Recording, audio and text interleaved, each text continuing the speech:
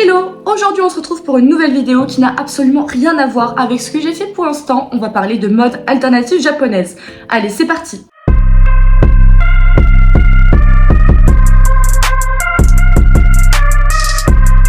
Je vais faire une série de vidéos sur la mode alternative japonaise et pour cela, il faut absolument que je commence par le quartier de Harajuku et son histoire. J'ai vu récemment qu'il y avait pas mal de contenu sur TikTok qui parlait de cela. Il faut savoir que moi, ça fait quand même quelques années, on va dire presque 14 ans, que je m'intéresse aux modes alternatifs japonaises. J'ai découvert ça par le biais de Skyblog ou de divers articles sur des blogs à l'époque, donc ça commence à remonter. Et d'après ce que je vois, vu que je suis dans plusieurs communautés qui portent des modes alternatifs japonaises, on est assez nombreuses à avoir découvert ces modes-là comme cela. Je parle de TikTok parce que j'ai envie aussi d'apporter un contenu un petit peu plus poussé. Pour cela, je vais faire une playlist et une série de vidéos du coup qui vont être dédiées aux modes alternatifs japonaises. Pour commencer cette série de vidéos, je vais commencer par le quartier de Harajuku. En fait, Harajuku, c'est quand même le quartier où tout a commencé pour les modes alternatifs japonaises. On verra aussi plus tard que Shibuya a été aussi un bon point de début pour certaines modes alternatives et plus tardivement, on va dire depuis à peu près 2019, on verra aussi un petit focus sur le quartier de Kabukicho, mais ça sera bien pour plus tard parce que la vidéo que j'ai faite à ce sujet-là, elle est en écriture depuis 2 ans et je ne l'ai toujours pas postée. Si jamais il y a des choses qui sont un peu approximatives ou que vous avez des compléments à ajouter sur cette vidéo, je vous invite à le faire, mais de manière bienveillante parce que l'erreur est humaine et encore une fois je comprends qu'on puisse gatekeeper à fond ces sujets-là parce que justement il y a pas mal d'aberrations qu'on voit en ce moment sur les réseaux sociaux, mais faites-le dans la bienveillance. Comme je l'ai dit plus tôt, je porte ces modes alternatives-là, pas toutes mais certaines dont je ferai un focus plus tard, depuis environ 10 ans et je m'y intéresse depuis 14 ans. Donc je fais aussi partie de ce truc de personnes qui ont découvert ça grâce à des blogs un petit peu saugrenus ou grâce à de leurs ressources en anglais. On va commencer.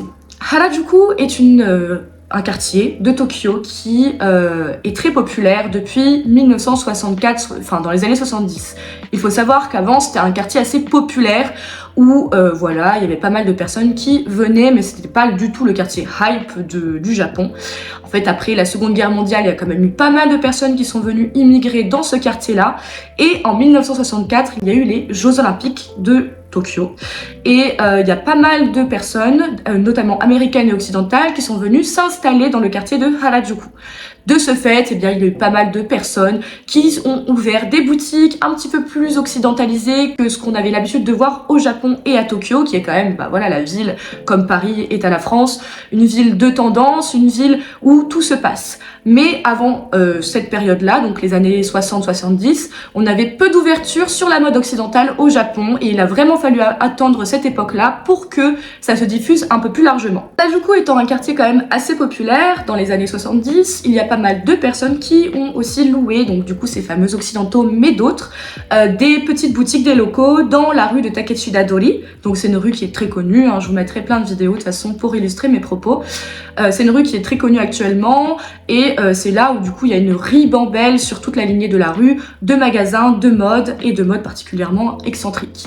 Donc dans ces années-là, les premiers magasins ont commencé à s'installer au Japon et c'est devenu un quartier un petit peu trendy, artistique, où il y avait une pluralité déjà d'ethnies qui virevoltaient à Harajuku, donc beaucoup d'influences diverses et aussi des artistes émergents qui commençaient à venir dans ce quartier-là pour se faire connaître ou pour installer du coup soit leurs locaux de mode ou de création. On a un petit peu l'essence maintenant. Un petit peu comment tout a commencé, c'est assez bref, mais vous savez un petit peu comment en fait ce quartier qui était pas si connu que ça avant est devenu quand même un pôle qui a regroupé plein de personnes, on va dire, de la scène artistique émergente. Il y avait déjà, comme j'ai dit précédemment, le fait que le loyer soit plutôt attractif, donc ça a attiré beaucoup de personnes et beaucoup d'artistes. Et aussi, la pluralité a fait que du coup, les gens qui avaient une fibre artistique, qui avaient un talent, décidaient de tenter leur chance à Harajuku. Et il y avait pas mal de galeries un petit peu underground qui s'ouvraient, que ce soit des artistes plasticiens, des designers, des stylistes, tout ce que vous voulez. Tout a commencé là-bas à cette époque. Qui dit pluralité et designer et artistique et tout ce que vous voulez comme synonyme, dit forcément alternative, mode alternative, sous-culture. On a commencé à voir des magasins qui ont commencé à arborer une esthétique très marquée. Je pense notamment à Milk, qui est quand même une des marques Otome, donc je vous ferai une définition à chaque fois que je dis un terme, qui est très populaire encore actuellement, qui donne d'ailleurs certaines bases au Lolita contemporain. Il y a eu aussi des marques de luxe comme des garçons ou autres qui ont vraiment pris d'assaut ce quartier-là pour en faire un quartier très très très riche en termes de mode. Plus tard aussi, vous allez avoir les premiers magasins Lolita qui vont commencer à popper, comme Angélique Pretty, anciennement qui s'appelait Pretty, du coup. Voilà, c'était un magasin qui vendait des modes comme Milk, très féminines, très rococo, très petite fille à la française, je dirais. C'est un petit peu bizarre comme terme, mais voilà, vous avez compris, un petit peu jeune fille occidentalisée, avec beaucoup d'inspiration européenne, etc. Nous avons également des groupes musicaux qui commencent à faire leur influence dans les modes alternatifs japonaises. Je parle notamment du grand spécimen qui est le visual kei. Le visual kei, ça prend un peu ses racines dans les années 80. On s'inspire beaucoup, moi je trouve, étant goth, etc., de la musique goth, pas au niveau des sonorités, mais plutôt au niveau de l'allure, du métal plutôt mélodique, et également, voilà, du glam rock pour pareil, l'excentricité, le côté très, voilà, vestimentaire, très mode, des looks des groupes. Ces groupes-là, comme plein de sous-cultures, comme la musique goth, comme le punk, comme tout ce que vous voulez, vont forcément inspirer les gens et créer des nouveaux styles alternatifs. On va du coup avoir la naissance du visual kei, visuel, hein, je veux dire d'un point de vue esthétique, bien qu'il existe d'un point de vue aussi musical, vu que c'est un genre musical. Ce visual kei, pareillement, va influencer pas mal la jeunesse tokyoïte et beaucoup de magasins vont commencer également à s'ouvrir dans les années 80-90 autour de cette mode-là, qui est le visual kei. On a également en confrontation le Lolita, puisque dans certains groupes, que je vous mettrai en image ou en vidéo, vous allez avoir un mélange, c'est-à-dire que le visual kei, il y a quand même deux versants. Il y a ce côté un petit peu punk, un petit peu troué, un petit peu grungy, et il y a aussi ce côté très vampirique, très rococo baroque, que l'on retrouve également dans le Lolita ou dans les marques Otomeke, comme j'ai cité plus tôt, du coup qui s'inspire de l'élégance à la française, dans les temps plutôt du 19e siècle, 18e siècle, voire 17e siècle, pardon. Et vous allez avoir quand même cette pluralité-là qui va commencer à apparaître dans la sphère japonaise. Je pense notamment au groupe Bucktick, Malice Mizer, plein d'autres, X Japan aussi, qui est un des premiers groupes fondateurs, ou alors vraiment les prémices de Diren Grey, mais ça arrivera plus tard. Ces groupes-là vont vraiment avoir une influence dans l'esthétique japonaise. Vous allez donc avoir beaucoup de magasins qui commençaient déjà un petit peu à exister, qui vont vraiment sortir du lot dans les années 80-90, comme par exemple, cité plus haut, Angélique Pretty. Il y a aussi la boutique Baby the Station Bride, qui a déjà ouvert à Shibuya dans les années 80, qui finira aussi dans les années 90-2000, à s'ouvrir à Harajuku. Et également, aussi dans les années 90-80, la marque qui émerge d'un mec qui s'appelle Manasama. Voilà, ce n'est pas qu'un mec, c'est un dieu, mais bon, voilà. Qui est membre d'un groupe que j'ai cité plus tôt, c'est-à-dire Malice Mizer, et qui, comme je le disais également, arborait une esthétique très gothique, très romantique, et qui faisait du coup un style très Lolita pour l'époque, des prémices en tout cas de ce qu'on appelle le Lolita contemporain.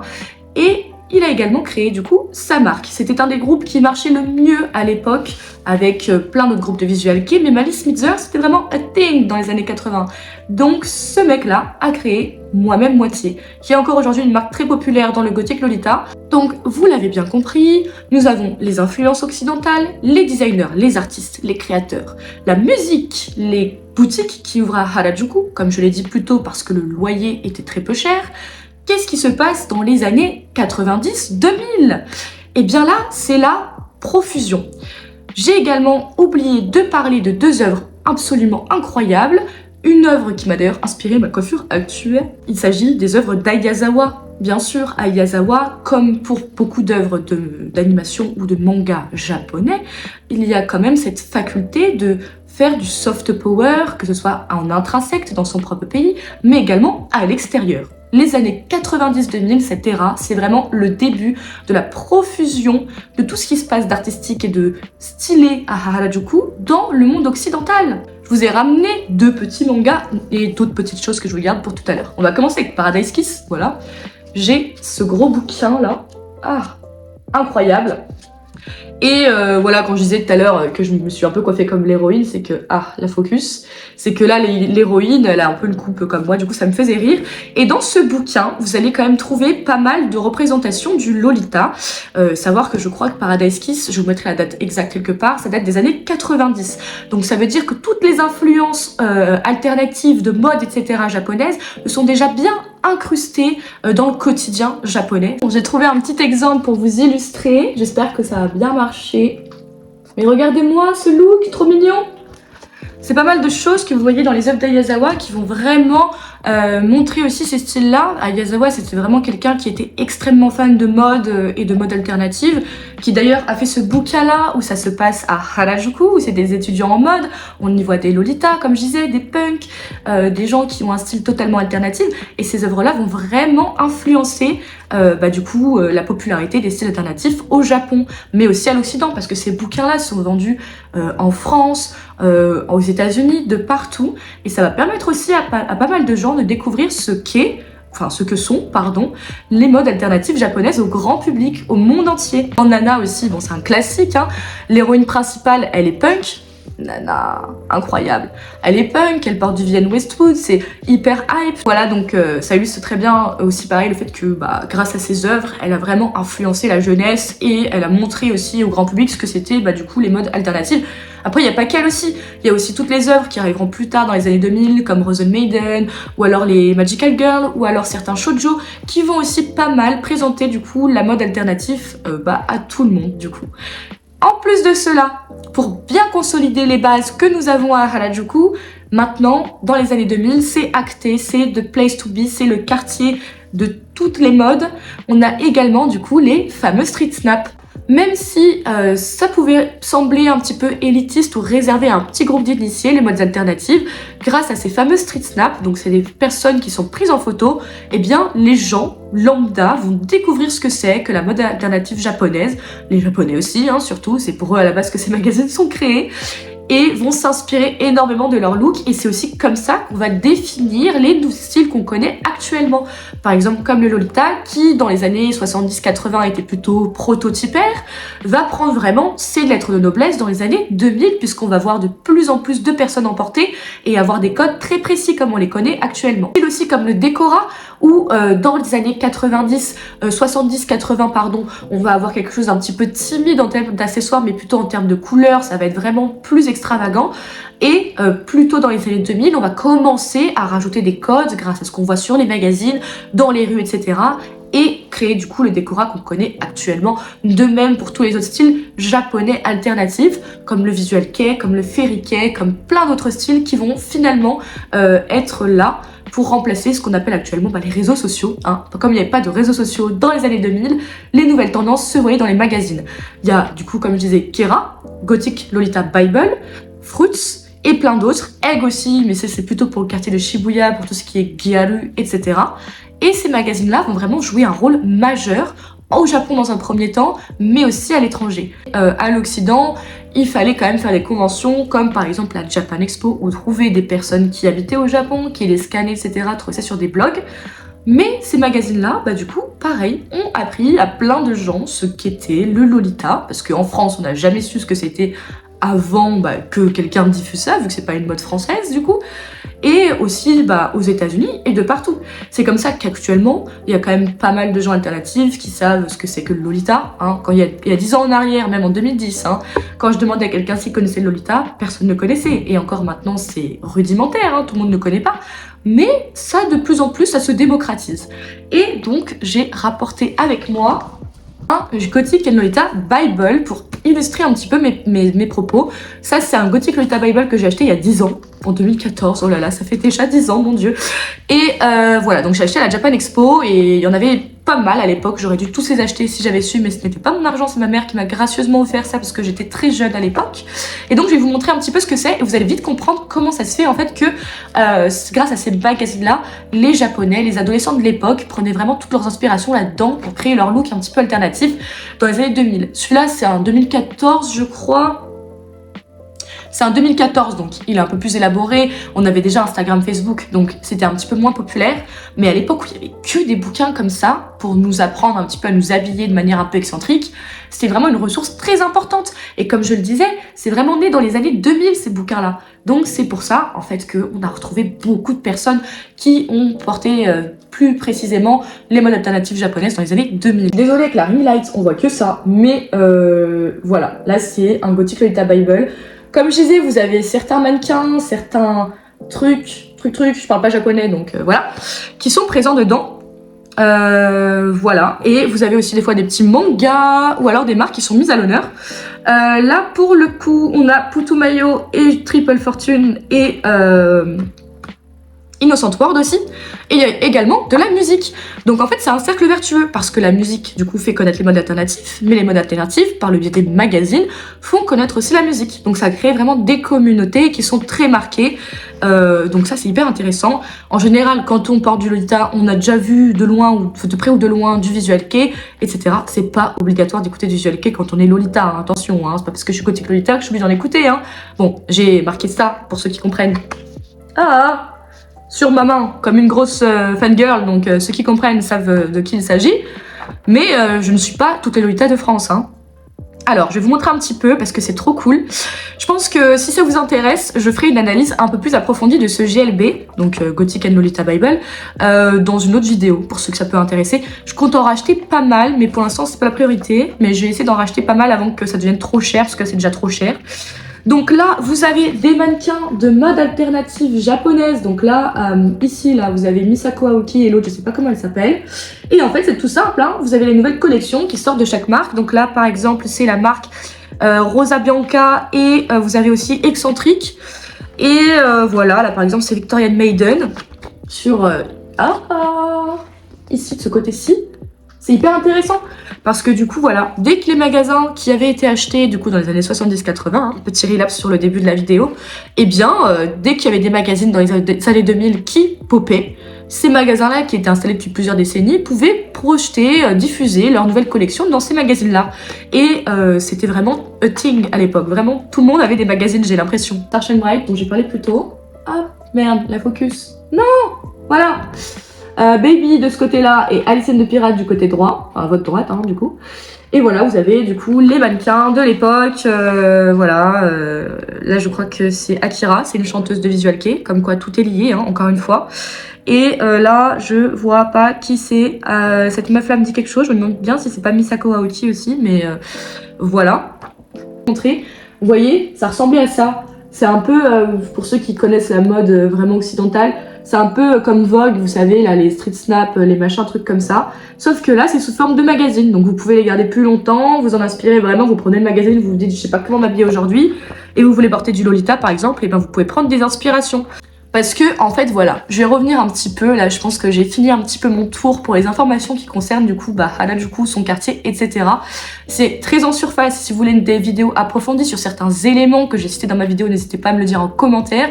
Mais, comme j'ai dit précédemment, je ferai un plan détaillé, un plan sur les modes qui m'intéressent, que je connais bien, comme le Lolita, le Visual Kei, l'Otome, le Jirai Kei aussi, ça c'est prévu à la fin, parce que c'est une des modes les plus récentes, du coup.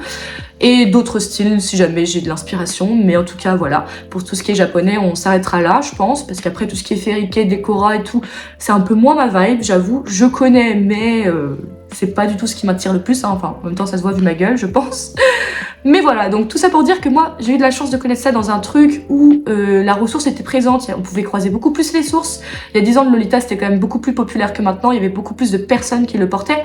Maintenant on est un petit peu tous des vétérantes à le porter, mais on est très peu nombreuses. Rajouter un point, c'était que pourquoi aujourd'hui on entend beaucoup moins parler des modes alternatifs japonaises, bien qu'avec TikTok il y a 5 ans, c'est refait un petit peu une recrudescence. Eh bien c'est très simple, c'est que le Japon, comme vous avez peut-être pu le voir sur plein de contenu de youtubeurs japon, se coréanise énormément, c'est-à-dire que le quartier d'Harajuku est en train un petit peu de se noyer. Il y a beaucoup moins de magasins, beaucoup de magasins ont fermé depuis la crise sanitaire, etc. Il y a plein de magasins iconiques qui ont fermé. Beaucoup de magasins Lolita aussi ne vendent plus en physique. Oh, un chat. comme par exemple la marque que j'ai citée précédemment, Moi-même Moitié, ne vend plus du tout en physique, ça va être que du en ligne. Voilà, il y a beaucoup de marques qui ont fait comme ça du coup, et forcément du coup ça a un gros impact en fait sur la mode, sur la diversité, quand même que plus personne ne parlait tellement du Lolita particulièrement, ou même du visual kei, ce genre de choses. Voilà. Tout simplement, comme je disais, le Covid, la coréanisation du Japon qui est assez permanente. Pour en avoir discuté avec des Japonais ou alors avoir vu du contenu là-dessus, je peux vous assurer que c'est vraiment quelque chose qui se passe, même si j'ai juste de regarder Tokyo ou même Harajuku maintenant et comparer ces images-là à il y a plusieurs années pour se rendre compte que c'est totalement vrai. Donc voilà, maintenant on est plus vers une mode plus K-pop, plus streetwear, etc. Mais tout ce qui est un petit peu plus romantico, visual éco, visual blabla. Vous avez compris, tout ce qui est un petit peu relatif au visual kei, ce genre de choses, c'est vraiment plus à la mode maintenant. Quoique, comme je disais, il y a encore bien des gens pour le porter, comme moi par exemple. En tout cas, j'espère que cette vidéo vous a plu. Désolée si ça peut paraître un petit peu brouillon, mais comme c'est un sujet qui m'intéresse, des fois j'ai tendance à tergiverser pendant des heures. N'hésitez pas du coup à me soutenir en vous abonnant à ma chaîne, parce qu'il y aura d'autres contenus sur ce genre de sujet, à me lâcher un petit like, à m'écrire un petit commentaire ou en me donnant vos avis, vos impressions, même en me donnant des précisions sur des choses que j'ai peut-être loupées. Ce sera avec grand plaisir d'en parler avec vous en toute bienveillance, bien entendu. Et je vous dis à la prochaine. Salut!